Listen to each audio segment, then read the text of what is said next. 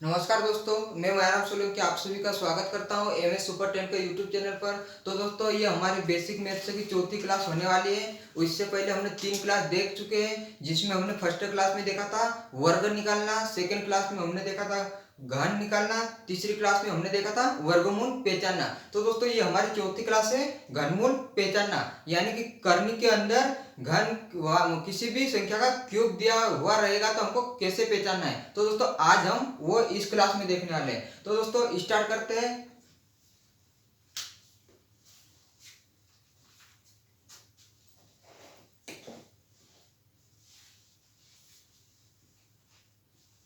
Topic रहेगा आपका घनमूल, यानी कि घनमूल को हम कैसे पहचानेंगे। तो दोस्तों, जैसा कि आपको संख्या दी हुई होगी, तो उससे पहले पहचानने के लिए आपको कम से कम 10 तक का क्यूब याद रहना चाहिए। तो दोस्तों, सबसे पहले तो मैं 10 तक का क्यूब लिख दूंगा, उसके बाद बताऊंगा कि इस तरह से पहचान सकते हैं। जैसा कि मान लो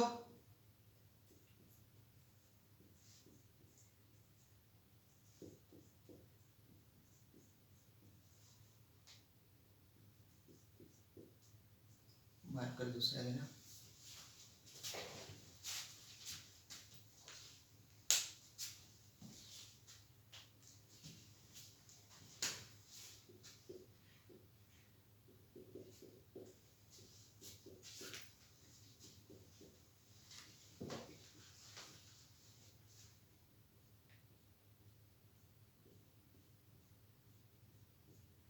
तो दोस्तों, जैसा कि हमने लिखा 1 का क्यूब, 2 का क्यूब, 3 का क्यूब, 4 का क्यूब, तो 10 तक का क्यूब लिखेंगे साइड से। तो दोस्तों, 1 का क्यूब होता है 1, 2 का क्यूब होता है 8, 3 का क्यूब होता है 27, 4 का क्यूब होता है 64, 5 का क्यूब होता है 125, 6 का क्यूब होता है 216, 7 का क्यूब होता है 343, वही 8 का क्यूब होता है 512, 9 का क्यूब होता है 729, 10 का क्यूब 1000। तो दोस्तों, यहाँ पर मैं आपको घन लिखा दिया हूं 10 तक का। तो दोस्तों, इसके थ्रू हम कैसे पहचानेंगे। तो मान लो अगर संख्या दी हुई हो, तो दोस्तों ये पहचानना है, ये आपको इसमें घनमूल पहचानना है, मतलब ये कौन सी संख्या का घन है। तो दोस्तों, इसको हम कैसे पहचानेंगे। जैसा कि हमने वर्गमूल में क्या किया था, दो संख्या का जोड़ा बनाया था, उसी तरह से हमको यहाँ पर क्या करना है, तीन संख्या का जोड़ा, क्योंकि घन यानी कि 3 बार गुना होता है, वर्गमूल में होता था 2 बार गुना। तो जैसे आपको मैं एग्जाम्पल लेके बताता हूँ 8। तो दोस्तों, 8 कैसे आएगा।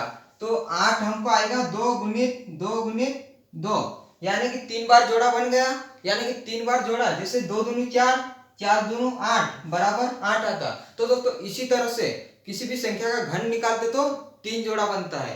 तो इसलिए हमको यहाँ पर क्या बनाना है, 3 संख्या का जोड़ा। यहाँ पर बनेगा 648 का जोड़ा। तो दोस्तों, इसमें हमको क्या देखना है, जैसे हमने वर्गमूल में देखा था कि इकाई का अंक देखना है, तो इसमें ये जो इकाई का अंक है, ऐसी कौन सी संख्या का घन जिसमें इकाई का अंक 8 दिया हुआ है। तो दोस्तों, यहाँ पर देखते हैं 8, यानी कि 8 काय का दिया हुआ है, 2 का 8 होता है। तो दोस्तों, 8 वाली संख्या को हमको लेना है। जैसा हमने लिया ये 2, क्योंकि 2 का घन है 8, तो हमने लिया 2। आगे क्या करना है, ये जो 10 बचा है 10, इस 10 को भी यही देखना है कि 10 यानी कि ऐसी कौन सी संख्या है जिसका घन या तो फिर 10 से छोटा हो या फिर 10 हो। तो दोस्तों, ये छोटा लेंगे अगर 10 नहीं हो गई, तो 10 से बड़ी संख्या का नहीं लेना है। जैसा कि 10 है, तो दोस्तों 2 का क्यूब होता है 8, 3 का क्यूब 27, यानी कि 27, 8 है जो कि 8 है, 8 10 से छोटा है और 27 10 से बड़ा है। तो दोस्तों, मैं आपको बताया बड़ी वाली संख्या नहीं लेना है और छोटी वाली लेना है। तो दोस्तों, यहाँ पर हम 3 नहीं लेंगे और क्या लेंगे, 2 लेंगे। जो भी 2 ले रहे हमको इस 2 के आगे लिखेंगे।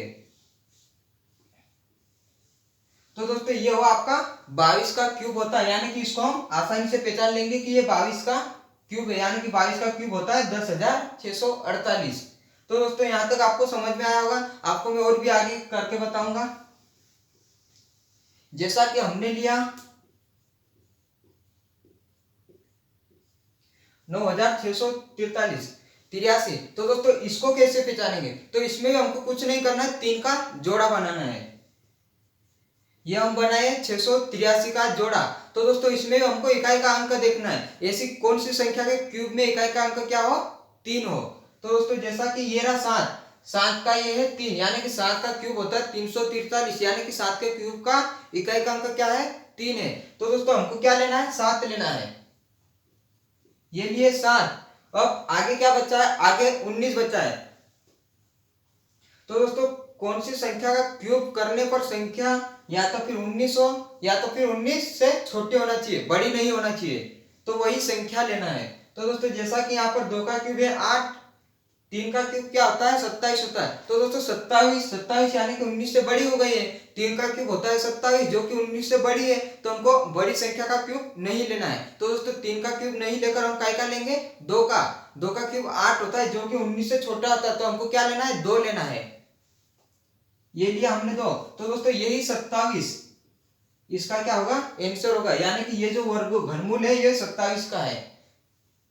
घनमूल यानी कि दोस्तों एक बात ये ध्यान रखना है, जैसे यहाँ पर 3 होगा, ये 27 का घनमूल होता है।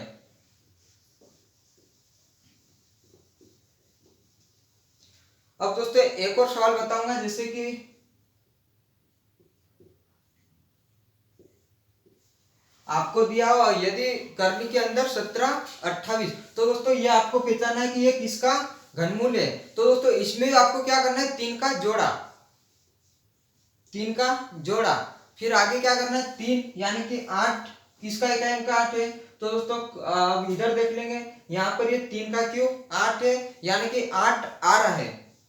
तो दोस्तों यहाँ पर क्या लेंगे हम? 2 ले लिए। यहाँ तक तो आपको समझ में आया होगा। तो दोस्तों आगे संख्या क्या बची है? जैसे कि यहाँ पर बची है 1। तो दोस्तों 1 वही करना है। ऐसी कौन सी संख्या का घन है जो या तो फिर 1 हो या तो फिर 1 से छोटा हो, बड़ा नहीं लेना है। तो दोस्तों 1 का घन क्या होता है? 1, और 2 का घन 8, यानी कि 8 1 से बड़ा है। तो हमको 2 नहीं लेना है, क्या लेना है? 1। तो दोस्तों इसके आगे हम लिख देंगे 1। 12 का घन होता है 17 28। तो दोस्तों आपका आंसर यही होगा। देखते हैं एक और सवाल। यदि आपको दिया रहे कर्णी के अंदर 33 75, तो ये किसका घनमूल हो सकता है? तो दोस्तों जैसा कि 3 का जोड़ा बना लिए। आपको याद रखना है घनमूल में 3 का जोड़ा ही बनाना है, तभी आप निकाल पाओगे। जैसा कि 3 का जोड़ा हमने बनाया है, इकाई का अंक है 5। तो दोस्तों 5 काय का है? 25 का घन 125 होता है, जिसका इकाई का अंक क्या है? 5 है। तो हमको क्या लेना है? 5। और आगे क्या देखना है? आगे वाली संख्या क्या बची है अपने पास? 3 बची है। तो दोस्तों ऐसी कौन सी संख्या है जिसका घन या तो फिर 3 हो या फिर 3 से छोटा हो, 3 से बड़ा वाला नहीं लेना है। तो दोस्तों जैसा कि 2 का तो 8 होता है, 1 का 1 होता है, यानी कि 1 लेना है। तो दोस्तों यहाँ पर हम ले लेंगे 1। यह है आपका 15, इसका आंसर 15 होगा।